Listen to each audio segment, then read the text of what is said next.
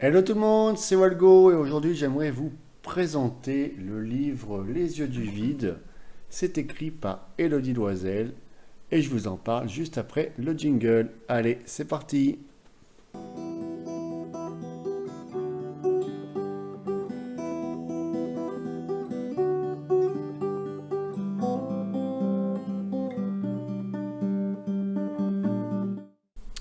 Alors donc, Les yeux du vide d'Elodie Loisel, donc c'est un thriller psychologique et donc je vais vous lire tout simplement le résumé et après je vous dirai ce que j'en ai pensé sans trop rentrer dans les détails. Donc, nous sommes le 20 octobre 2014 à 15h55. Le corps de Lucie Morin, âgée de 16 ans, est retrouvé dans le Saint-Laurent, non loin de Montréal. Dans la nuit du 20 au 21 octobre 2014, Cassie Quérier, une jeune diplômée en médecine, célibataire de 27 ans, voit sa vie basculer lorsqu'elle est kidnappée et séquestrée dans un lieu nommé Silver Creek, un chalet de pêche dans le nord du Québec. Elle réussit à s'échapper. Lors de sa déposition, la jeune femme apprend que la maison où elle était retenue prisonnière a été détruite 2 ans plus tôt par un incendie. D'un esprit rationnel, Cassie va être confrontée à des forces surnaturelles qui la dépassent quand elle s'aperçoit que Silver Creek a été la scène de crimes effroyables et sordides où 5 adolescents ont perdu la vie. Déterminée à résoudre l'enquête, elle va devenir la proie d'une machination meurtrière et découvrir à ses dépens qu'il vaut mieux parfois laisser enterrer les secrets de famille. Cassie est-elle réellement sortie indemne de cette nuit traumatisante? A-t-elle établi un lien avec le tueur? Les yeux du vide est un thriller psychologique qui allie à forte dose suspense et paranormal. Donc voilà, je vous ai lu le résumé et moi je vais vous donner tout simplement mon petit ressenti sans trop rentrer dans les détails comme je disais. Alors donc clairement, le résumé ne ment pas, on est vraiment à fond quand on lit le livre, on ne veut pas en perdre une seule miette.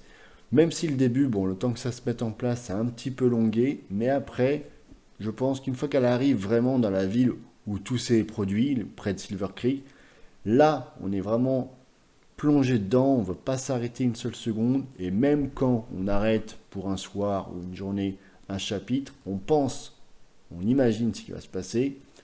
Après, ça peut être vrai ou pas, mais souvent, on est souvent surpris car même pour la fin, on ne s'attend pas du tout à tout ça, même pour un endroit très spécifique dans le livre que je ne vais pas trop révéler parce que sinon ça va vous gâcher complètement la surprise. Mais ouais, c'est très bien écrit, on est vraiment pris dans l'univers. Moi d'ailleurs, quand je lisais, j'avais l'impression parfois de voir toutes les scènes se propager devant mes yeux. J'avais vraiment l'impression de vivre ce que l'histoire me racontait.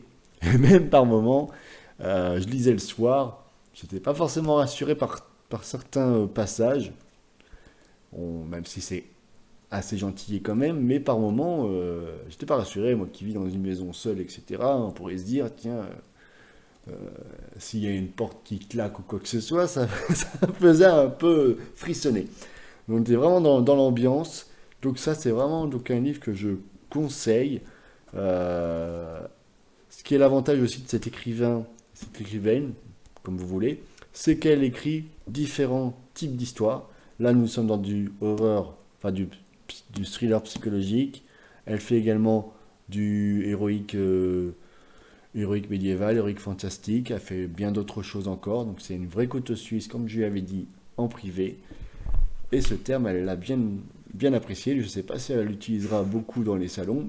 Si jamais c'est le cas, n'hésite pas à me le redire. Donc voilà, je l'avais acheté donc cette année à la Claremont Geek et j'ai enfin décidé de m'y mettre et franchement je ne regrette pas du tout mon choix.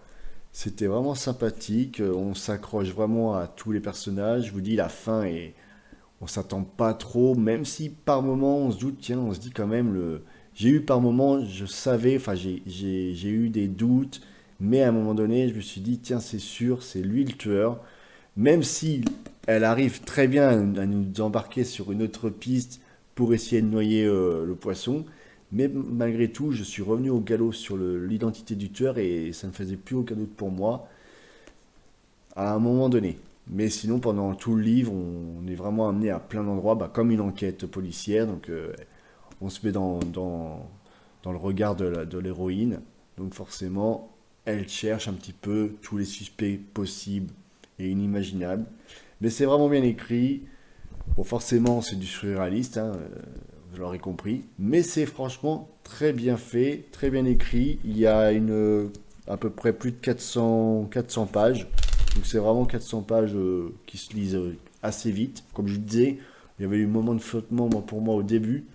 Le temps que ça s'installe, l'intrigue et tout. Mais une fois qu'on est dans la ville où tout se passe, on sent que les gens sont un peu bizarres, ils veulent pas trop se mélanger aux étrangers, etc.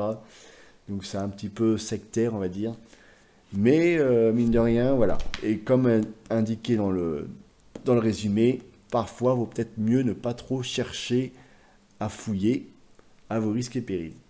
Mais j'en dis pas plus. Voilà, c'était donc une brève présentation de Les Jeux du Vide, donc Elodie Loisel. N'hésitez pas, je vous mettrai dans la description le lien de sa page Instagram et toutes les autres données que j'aurai en ma possession.